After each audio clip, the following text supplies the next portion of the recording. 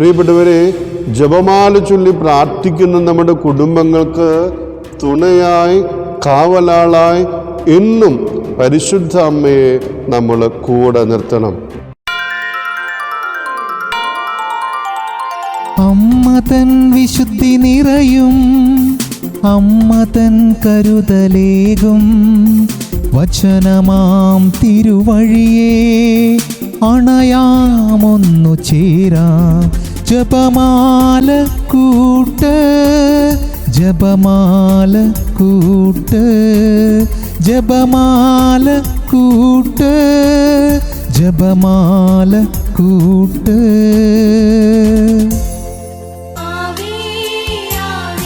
ഈശോ മിശിഹായിൽ ഏറ്റവും സ്നേഹമുള്ളവരെ, ഫീദേ ചാനലിലൂടെ എന്നെ ശ്രവിച്ചുകൊണ്ടിരിക്കുന്ന പ്രിയ സഹോദരങ്ങളെ, ഈ ഒക്ടോബർ മാസം മുഴുവൻ എല്ലാ ദിവസവും ജപമാല ചൊല്ലി പരിശുദ്ധ അമ്മയുടെ മാധ്യസ്ഥ്യം തേടി നാം പ്രാർത്ഥിക്കുകയായിരുന്നു. ജപമാല ചൊല്ലി പ്രാർത്ഥിച്ച നിങ്ങൾ ഓരോരുത്തരെയും, നിങ്ങളുടെ കുടുംബങ്ങളെയും തമ്പുരാൻ സമൃദ്ധമായി അനുഗ്രഹിക്കട്ടെ എന്ന് ഈ അവസരത്തിൽ പ്രാർത്ഥിക്കുന്നു, ആശംസിക്കുന്നു.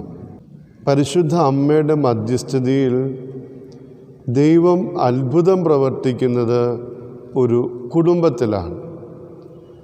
യോഹന്നാൻ്റെ സുവിശേഷം 2-ാം അധ്യായം 1 തുടങ്ങിയ തിരുവചന ഭാഗത്താണ് ഈ കുടുംബത്തെ നമ്മൾ കാണുന്നത്. ഈ സമയം കാനായിലെ കുടുംബത്തെക്കുറിച്ച് നമുക്ക് ധ്യാനിക്കാം. ഈ സുവിശേഷ ഭാഗം വായിച്ചു കടന്നു പോകുമ്പോൾ എൻ്റെ മനസ്സിൽ തോന്നിയിട്ടുള്ള ഒരു ചിന്ത ഇതാണ്: എന്തുകൊണ്ടാണ് ഈശോ തൻ്റെ ജീവിതത്തിൽ ആദ്യത്തെ അത്ഭുതം ഒരു കുടുംബത്തിൽ പ്രവർത്തിച്ചത് എന്ന്. ഈശോയ്ക്ക് വേണമെങ്കിൽ സിനഗോഗിൽ, കടലോരത്ത്, കായലോരത്ത്, എവിടെയാണോ ചുറ്റും ജനങ്ങൾ തിങ്ങിക്കൂടുന്നത് അവിടെ അത്ഭുതം പ്രവർത്തിച്ച് താൻ ദൈവമാണെന്ന്, ദൈവപുത്രനാണെന്ന് തെളിയിക്കാമായിരുന്നു. എന്നാൽ ഒരു സാധാരണക്കാരൻ്റെ കുടുംബത്തെ തിരഞ്ഞെടുത്ത് ഈശോ തൻ്റെ ജീവിതത്തിലെ ആദ്യത്തെ അത്ഭുതം പ്രവർത്തിക്കുമ്പോൾ ഈശോ നമുക്ക് നൽകുന്ന സന്ദേശം ഇതാണ്: നിൻ്റെ വ്യക്തി ജീവിതം, നിൻ്റെ കുടുംബം ദൈവം ഇടപെടുന്ന, അത്ഭുതം പ്രവർത്തിക്കുന്ന, ദൈവമഹത്വം പ്രകടമാക്കുന്ന വേദിയായി നീ രൂപാന്തരപ്പെടുത്തണമെന്ന്. പ്രിയപ്പെട്ടവരെ, ജപമാല ചൊല്ലി പ്രാർത്ഥിക്കുന്ന നമ്മുടെ ഓരോരുത്തരുടെയും ജീവിതങ്ങളും, നമ്മുടെ ഓരോരുത്തരുടെയും കുടുംബങ്ങളും ദൈവമഹത്വം പ്രകടമാകുന്ന, ദൈവം ഇടപെടുന്ന, ദൈവം അത്ഭുതം പ്രവർത്തിക്കുന്ന വേദിയായി നീ രൂപാന്തരപ്പെടുത്തണമെന്ന് ഒന്നാമതായി നീ മനസ്സിലാക്കണം. പരിശുദ്ധ പിതാവ് ഫ്രാൻസിസ് മാർപ്പാപ്പ ദൈവത്തിന് കൊടുക്കുന്നൊരു നിർവചനം എങ്ങനെയാണ്: ദൈവമെന്നത് ഒരു പ്രത്യേക സ്ഥലത്തെ ദേവനല്ല, നേരെ മറിച്ച് നിന്നെ പേര് ചൊല്ലി വിളിച്ച് നിൻ്റെ കാര്യത്തിൽ ഇടപെടുന്നവനാണ് ദൈവമെന്ന്. കാനായിലെ കുടുംബത്തിൽ അത്ഭുതം പ്രവർത്തിച്ച തമ്പുരാൻ നിൻ്റെ ജീവിതത്തിലും നിൻ്റെ കുടുംബത്തിലും ഇടപെട്ട് ദൈവമഹത്വം കൊണ്ട്, ദൈവാനുഗ്രഹം കൊണ്ട് നിങ്ങളുടെ ജീവിതത്തെ നിറയ്ക്കട്ടെ എന്ന് ഈ അവസരത്തിൽ പ്രാർത്ഥിക്കുകയാണ്. രണ്ടാമതായി, ഏത് സാഹചര്യത്തിലാണ് തമ്പുരാൻ ഈ കുടുംബത്തിൽ ഇടപെടുന്നത്? ഈ കുടുംബനാഥൻ ഒരുപാട് പേരെ വിരുന്നിന് ക്ഷണിച്ച് വീഞ്ഞ് തീർന്നു പോകുന്നൊരു സാഹചര്യം ഉണ്ടാകുമ്പോൾ കുടുംബനാഥൻ്റെ മനസ്സ് അസ്വസ്ഥമാവുകയാണ്. ക്ഷണിക്കപ്പെട്ടവരുടെ മുൻപിൽ, വിളിക്കപ്പെട്ടവരുടെ മുൻപിൽ നാണം കെട്ട് പരാജിതനാവുകയാണ്. ഇനി എന്ത് ചെയ്യുമെന്നാലോചിച്ച് ആകപ്പാടെ നിസ്സഹായ അവസ്ഥയിലെത്തിയിരിക്കുകയാണ്. ഈ കുടുംബവും മനുഷ്യനും ഒരു വലിയ പ്രതിസന്ധിയിൽ അകപ്പെട്ടിരിക്കുകയാണ്. ആകപ്പാടെ മനസ്സ് പതറിക്കൊണ്ട് നിൽക്കുന്ന നേരം ദൈവം ഇടപെടുന്നു, അത്ഭുതം പ്രവർത്തിക്കുന്നു, ആ കുടുംബത്തെ രക്ഷിക്കുന്നു. പ്രിയപ്പെട്ടവരെ, കാനായിലെ കുടുംബത്തിൽ കുടുംബാംഗങ്ങളുടെ മനസ്സ് അസ്വസ്ഥമായിടത്ത്, പരാജയപ്പെട്ടിടത്ത്, നിസ്സഹായമായിടത്ത്, പ്രതിസന്ധിയിലായിടത്ത്, പതറുന്നിടത്ത് ദൈവം ഇടപെടുകയാണ്. നമ്മളിന്ന് ജീവിക്കുന്നത് COVID-19 പശ്ചാത്തലത്തിലാണ്. രോഗമിങ്ങനെ പടർന്ന് പന്തലിച്ചു കൊണ്ടിരിക്കുമ്പോൾ നമ്മളെല്ലാവരും അസ്വസ്ഥരാണ്. ആകപ്പാടെ ഒരു നിസ്സഹായാവസ്ഥയിലാണ്. വലിയൊരു പ്രതിസന്ധിയിലൂടെ ലോകജനത കടന്നു പോവുകയാണ്. നമുക്ക് ആശ്വാസവും നമുക്ക് സൗഖ്യവും കിട്ടുന്നത് തമ്പുരാനിൽ നിന്ന് മാത്രമാണ്. കാനായിലെ കുടുംബത്തിൽ ഇടപെട്ടതുപോലെ ഞങ്ങളുടെ ജീവിത സാഹചര്യങ്ങളിൽ പരിശുദ്ധ അമ്മയുടെ മധ്യസ്ഥതയിൽ തമ്പുരാൻ ഇടപെടാൻ ആഗ്രഹിക്കുന്നുണ്ടെന്ന് നീ തിരിച്ചറിയണം. അതാണ് ഫ്രാൻസിസ് മാർപ്പാപ്പ പറഞ്ഞു വയ്ക്കുന്നത്. ഈ ഭൂമിയിൽ മറ്റൊന്നിനും തൃപ്തിപ്പെടുത്താൻ കഴിയാത്ത വിധം അത്ര വലിയ ജീവിയാണ് ഓരോ മനുഷ്യനും. അവൻ സംതൃപ്തനാകുന്നത് ദൈവത്തിലേക്ക് തിരിയുമ്പോൾ മാത്രമാണ്. ഈ അസ്വസ്ഥതയിൽ, നിസ്സഹായാവസ്ഥയിൽ, പ്രതിസന്ധിയിൽ മനസ്സ് പതറുന്നിടത്ത് നമുക്ക് ദൈവത്തിലേക്ക് തിരിയാം. ദൈവത്തിൻ്റെ അത്ഭുതം നമ്മുടെ ജീവിതത്തിലും കുടുംബത്തിലും നമ്മുടെ സമൂഹത്തിലും സംഭവിക്കട്ടെ. മൂന്നാമതായി, ദൈവം ഇടപെടാൻ പരിശുദ്ധ അമ്മ പറയുന്ന വാക്കുകൾ ഏറെ ശ്രദ്ധേയമാണ്. അവൻ പറയുന്നത് നിങ്ങൾ ചെയ്യുവിൻ. പരിശുദ്ധ അമ്മ മക്കളായ നമ്മളോട് ആവശ്യപ്പെടുന്നത് ഒരൊറ്റ കാര്യമുള്ളൂ. നിൻ്റെ ജീവിതത്തിൽ ദൈവകൃപ ലഭിക്കാൻ, നിൻ്റെ കുടുംബത്തിൽ അത്ഭുതം പ്രവർത്തിക്കാൻ മക്കളെ അവൻ പറയുന്നത് മാത്രം നീ ചെയ്യുക. അവൻ പറയുന്നത് നീ ചെയ്യുന്നില്ല എങ്കിൽ നീ പാപം ചെയ്യുകയാണ്. അവൻ പറയാത്ത നീ ചെയ്യുകയാണെങ്കിൽ അപ്പോഴും നീ പാപം ചെയ്യുകയാണ്. അതുകൊണ്ട് പരിശുദ്ധ അമ്മ പറയും, അവൻ പറയുന്നത് മാത്രം നീ ചെയ്യണം. പ്രഭാഷകൻ്റെ പുസ്തകം 7-ാം അധ്യായം 8-ാമത്തെ തിരുവചനം, പാപം ആവർത്തിക്കരുത്.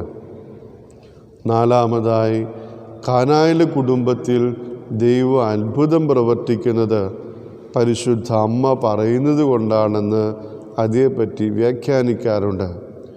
ഈശോയുടെ തിരുമുമ്പിൽ നമുക്ക് വേണ്ടി പറയാൻ, നമുക്ക് വേണ്ടി പ്രാർത്ഥിക്കാൻ, നമുക്ക് വേണ്ടി മാധ്യസ്ഥം വഹിക്കാൻ പരിശുദ്ധ അമ്മയുണ്ട് എന്നുള്ള ബോധ്യം ആത്മീയ ജീവിതത്തിൽ നിനക്ക് ശക്തി പകരണം. വിശുദ്ധനായ ജോൺ പോൾ രണ്ടാമൻ മാർപ്പാപ്പ പറയുന്നുണ്ട്, ആരാണ് ഒരു കത്തോലിക്കൻ?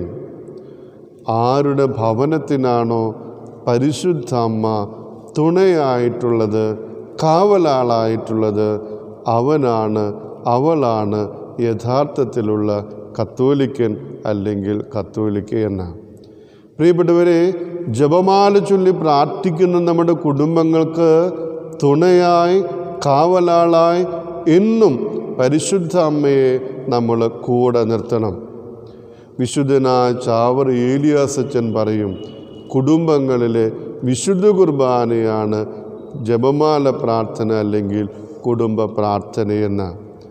ഈ ദിവസങ്ങളിലൊക്കെ നമ്മൾ വിവിധ നിയോഗങ്ങളോടെ കുടുംബാംഗങ്ങൾ ഒരുമിച്ചിരുന്ന് കൂട്ടായ്മയായി വ്യക്തിപരമായി ജപമാല ചൊല്ലി പ്രാർത്ഥിച്ചിട്ടുണ്ട്. പരിശുദ്ധ അമ്മ നമുക്ക് വേണ്ടി പ്രാർത്ഥിക്കും, നമുക്ക് വേണ്ടി മാധ്യസ്ഥം വഹിക്കുമെന്ന് നമുക്കും വിശ്വസിക്കാം. നമ്മുടെ എല്ലാ നിയോഗങ്ങളിലും, നമ്മുടെ എല്ലാ ആവശ്യങ്ങളിലും ആഗ്രഹങ്ങളിലും കാനായിലെ കുടുംബത്തിൽ ഇടപെട്ട തമ്പുരാൻ ഇടപെടും, അത്ഭുതം പ്രവർത്തിക്കും, തൻ്റെ മഹത്വം കൊണ്ട് നമ്മുടെ ജീവിതങ്ങളെ നിറയ്ക്കും. ഈ ജപമാല മാസത്തിൻ്റെ സമാപനത്തിൽ ഈ ഒരു ബോധ്യത്തിൽ നമുക്ക് ഉറച്ചു വിശ്വസിക്കാം. കാനായിലെ കുടുംബത്തിൽ പരിശുദ്ധ അമ്മയുടെ മധ്യസ്ഥതയിൽ അത്ഭുതം പ്രവർത്തിച്ച ഈശോയെ ഞങ്ങളുടെ ജീവിതത്തിലും ഞങ്ങളുടെ കുടുംബങ്ങളിലും ഇടപെട്ട് അത്ഭുതം പ്രവർത്തിക്കണേ, അനുഗ്രഹിക്കണേ. ഞങ്ങളുടെ എല്ലാ നിയോഗങ്ങളുടെ മേലും കരുണയാകണേ എന്ന് നമുക്ക് പ്രാർത്ഥിക്കാം. തുടർന്നുള്ള ആരാധന ശുശ്രൂഷയിൽ നമ്മുടെ എല്ലാ കുടുംബങ്ങളെയും സമർപ്പിച്ച് തമ്പുരാൻ്റെ വലിയ കൃപയ്ക്ക് വേണ്ടി ആത്മാർത്ഥമായിട്ട് നമുക്ക് പ്രാർത്ഥിക്കാം. ഈശോയിൽ സ്നേഹമുള്ള വൈദികരെ, ബഹുമാനപ്പെട്ട സിസ്റ്റേഴ്സ്, പ്രിയ സഹോദരി സഹോദരന്മാരെ, ജ്ഞാനത്തിൻ്റെ പുസ്തകം 6-ാം അധ്യായം 13-ാം തിരുവചനം. തന്നെ അഭിലഷിക്കുന്നവർക്കായി വെളിപ്പെടുത്താൻ അവൾ തിടുക്കം കൂട്ടുന്നു. വിശുദ്ധ ആൻസലം പറയുകയാണ്, പരിശുദ്ധ അമ്മയെക്കുറിച്ചിട്ടുള്ളതാണ് ഈ തിരുവചനം. വിശുദ്ധനായ അൽഫോൺസ് ലിഗോരി ഇങ്ങനെയാണ് പറയുന്നത്: പരിശുദ്ധ അമ്മ എലിസബത്തിൻ്റെ വീട്ടിലേക്ക് തിടുക്കത്തിൽ യാത്ര ചെയ്തു. എന്നാൽ നമ്മുടെ കാര്യത്തിൽ പരിശുദ്ധ അമ്മ പറക്കുകയാണ് ചെയ്യുന്നത്. അതേ പ്രിയ ദൈവജനമേ, പരിശുദ്ധ അമ്മ നമുക്ക് വേണ്ടി പറക്കുകയാണ്.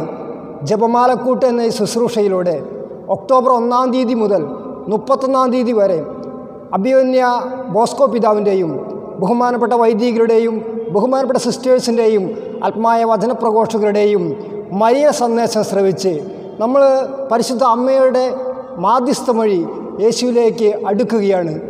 തുടർന്ന് വരുന്ന ദിവ്യകാരുണ്യ ആരാധനയിലേക്ക് നമ്മുടെ എല്ലാ നിയോഗങ്ങളും സമർപ്പിക്കാം. പുറപ്പാടിൻ്റെ പുസ്തകം 33-ാം അധ്യായം 17-ാം വാക്യം നമുക്കെല്ലാവർക്കും അറിയാവുന്ന തിരുവചനമാണ്: നീ ആവശ്യപ്പെട്ട ഈ കാര്യവും ഞാൻ നിനക്ക് സാധിച്ചു തരും. എന്തെന്നാൽ നീ എൻ്റെ പ്രീതി നേടിയിരിക്കുന്നു, നിന്നെ എനിക്ക് നന്നായി അറിയാം.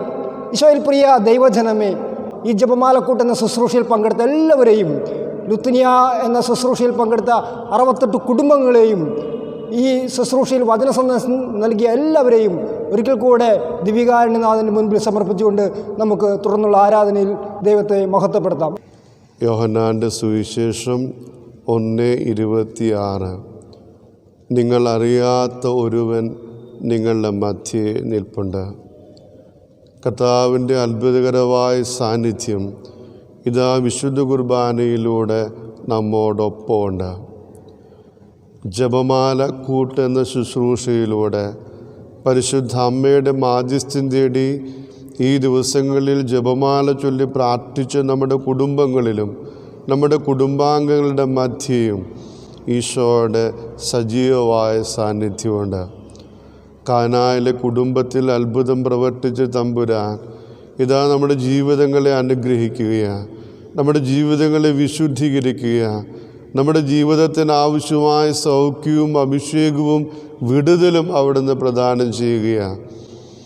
ജോൺ പോൾ 2-ാമൻ മാർപ്പാപ്പ നമ്മളോട് പറയും: നിനക്കും യേശുവിനും മധ്യേ, നിൻ്റെ കുടുംബത്തിനും യേശുവിനും മധ്യേ മധ്യസ്ഥയായി നിലകൊള്ളുന്നവളാണ് പരിശുദ്ധ കന്യകാമറിയമെന്ന. നിൻ്റെ കുടുംബത്തിന് ഈശോയ്ക്കും മധ്യേ മധ്യസ്ഥയായ പരിശുദ്ധ അമ്മയുണ്ട് എന്നുള്ള ബോധ്യത്തോടെ ഈ ദിവസങ്ങളെല്ലാം നമ്മൾ പ്രാർത്ഥിച്ച നിയോഗങ്ങളെ, ആഗ്രഹങ്ങളെ, ആവശ്യങ്ങളെ ദിവ്യകാരുണ്യ ഈശോയുടെ സന്നിധിയിലേക്ക് നമുക്ക് സമർപ്പിക്കാം. വിവിധ നിയോഗങ്ങളോടെ ഓരോ ദിവസവും വചനവിചിന്തനങ്ങളും ലുത്തിനിയ പ്രാർത്ഥനകളുമായി ഈ ശുശ്രൂഷയോട് സഹകരിച്ച എല്ലാ ദൈവമക്കളെയും നമുക്ക് സമർപ്പിക്കാം. ലോകമെമ്പാടും ഈ ശുശ്രൂഷയിൽ പങ്കെടുത്ത ഒരുപാട് മക്കളുണ്ട്. എല്ലാ ദൈവമക്കളെയും നമുക്ക് ഈശോയുടെ സന്നിധിയിൽ സമർപ്പിക്കാം. ഈശോയെ അനുഗ്രഹിക്കണമേ, ഈശോയെ കൃപയാകണമേ, ഈശോയെ കരുണയാകണേ എന്ന് ഒരിക്കൽ കൂടി എല്ലാവരും ചേർന്ന് മധ്യസ്ഥ പ്രാർത്ഥനയായി ഒരേ മനസ്സോടെ ഈ സമയം നമുക്ക് ചേർന്ന് പ്രാർത്ഥിക്കാം. യേശുവേ സ്തോത്രം, യേശുവേ നന്ദി, യേശുവേ ആരാധന സ്തുതിക്കുന്നു, മഹത്വപ്പെടുത്തുന്നു, ആരാധിക്കുന്നു. ഈശോയെ, കാനായിലെ കുടുംബത്തിൽ ഇടപെട്ട ദൈവമേ, കാനായിലെ കുടുംബത്തെ അനുഗ്രഹിച്ച ദൈവമേ, കാനായിലെ കുടുംബത്തെ രക്ഷിച്ച ദൈവമേ, ഞങ്ങളെ ഓരോരുത്തരുടെയും ജീവിതങ്ങളെ അനുഗ്രഹിക്കണമേ, രക്ഷിക്കണമേ, ഞങ്ങളുടെ ജീവിതത്തിൽ ഇടപെടണമേ, ഞങ്ങളെ ഓരോരുത്തരെയും നിൻ്റെ മഹത്വം കൊണ്ട് നിറയ്ക്കണേ എന്ന് പ്രാർത്ഥിക്കുന്നു. യേശുവേ സ്തോത്രം, യേശുവേ നന്ദി, യേശുവേ ആരാധന.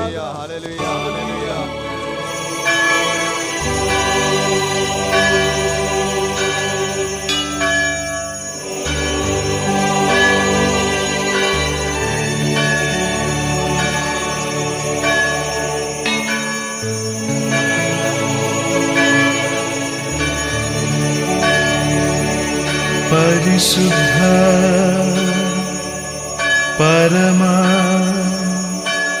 ദിവ്യകാരുണ്യത്തിന് എന്നേരവും ആരാധനയും സ്തുതിയും പുകഴ്ചയും ഉണ്ടായിരിക്കട്ടെ.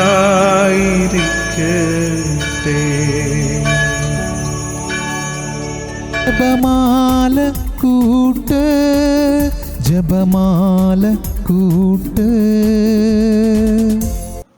യേശുവിൻ പ്രിയരെ, നവംബർ മാസത്തിൽ തിങ്കൾ, ബുധൻ, വെള്ളി ദിവസങ്ങളിൽ മനുഷ്യൻ്റെ അന്ത്യങ്ങൾ, മരണം, വിധി, സ്വർഗം, നരകം എന്നീ വിഷയങ്ങളെ ആസ്പദമാക്കി ഫീദി ചാനൽ ഒരുക്കുന്ന സ്വർഗവാതിൽ, ഏവർക്കും സ്വാഗതം.